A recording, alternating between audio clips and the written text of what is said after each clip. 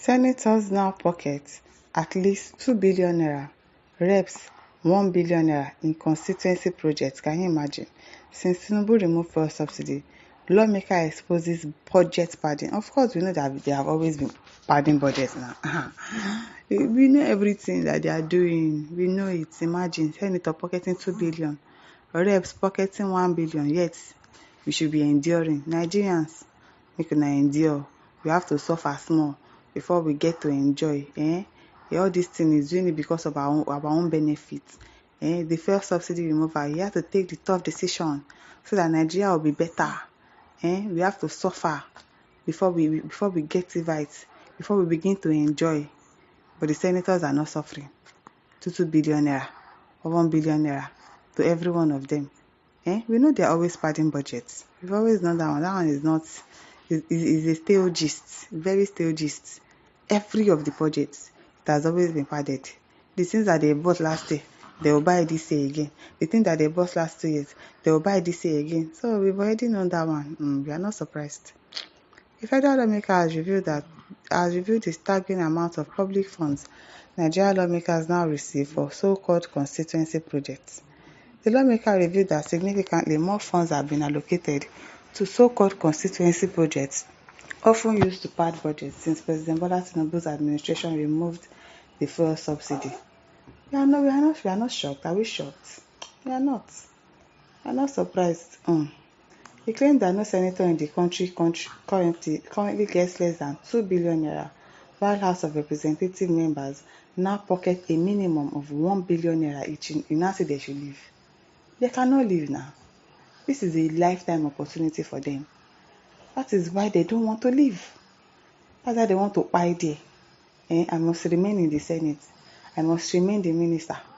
I must remain the speaker because of the money that they make from this place.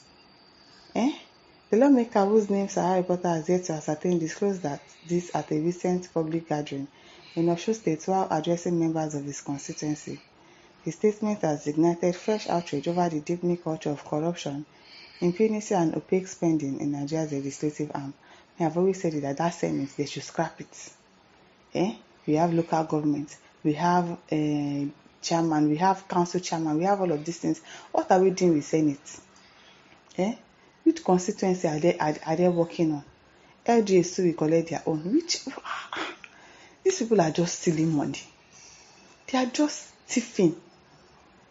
Broad daylight, and we cannot do anything about it. He said, I understand the function of National Assembly members, and I want people to know that there is no honorable member. Quote me anywhere. I'm saying it publicly. We have 9 honorable members from Osun State. There has been no honorable member since Tinubu's inauguration who is getting constituency project less than 1 billion naira. Imagine. Before, it was not up to that. The increment started last year. According to him, the budget hike followed the removal of fuel subsidy under President Bola Tinubu's administration. This move has plunged Nigerians into unprecedented hardship, while simultaneously padding the pockets of political elites. It is well. Immediately they removed subsidy and our governor started getting more funds. The same thing became applicable to senators and honorable members. He said if a House of Representative member is doing some projects, don't think he's using his personal funds. Before Uncle, nobody uses their personal funds for anything in this country. Nobody. It is all taxpayers' money. Personal funds, do they have a job? Do they have a business that they do? They don't have a business. They don't have an office that they go to. It's just being a politician. That's their job. So, of course, it's not their personal funds. The lawmaker went on to stress that now there is no senator of the Federal Republic of Nigeria with constituency projects less than 2 billion naira. Imagine, what are they doing? And yet, the country is like this. What projects are they doing? And yet, the country is like this. No lights, nothing. God. It is well, this revelation directly contradicts the public image often portrayed by lawmakers who claim to be struggling for their people, while in reality, they preside over bloated budgets, shrouded in secrecy, and execute largely untraceable or abandoned projects under the guise of constituency development. Sahara reporter has previously documented how constituency projects have become one of the most abused avenues for looting public funds. with contracts often awarded to cronies, inflated, or left uncompleted. It is well. Projects are sometimes either ghost initiatives or shoddily executed without any tangible impact. Despite receiving trillions of naira since the return of democracy in 1999, for such projects, yes, the project they did this year, they will do it next year. The one they did last year, they will do it again this year. It's never ending. Road construction is never ending in this country. It's not going to end because that's their source of livelihood. It is well. Many communities across Nigeria remain in dire poverty, lacking basic infrastructure such as water, school, and health centers, while ordinary Nigerians continue to struggle with the soaring cost of living, crippling inflation, and poor service delivery. Lawmakers are enjoying fat allocation with zero transparency. I'm telling you, nothing is working. The other day, I saw some people doing operation. They were using phone torchlights as lights to use. One man the other day said he took his wife to operation to deliver baby. There was no lights until the woman died. This country is just somehow, and yet some people are taking money for themselves. We are not seeing what they are using that money for. We are not seeing what they are using that money for. It is well, though.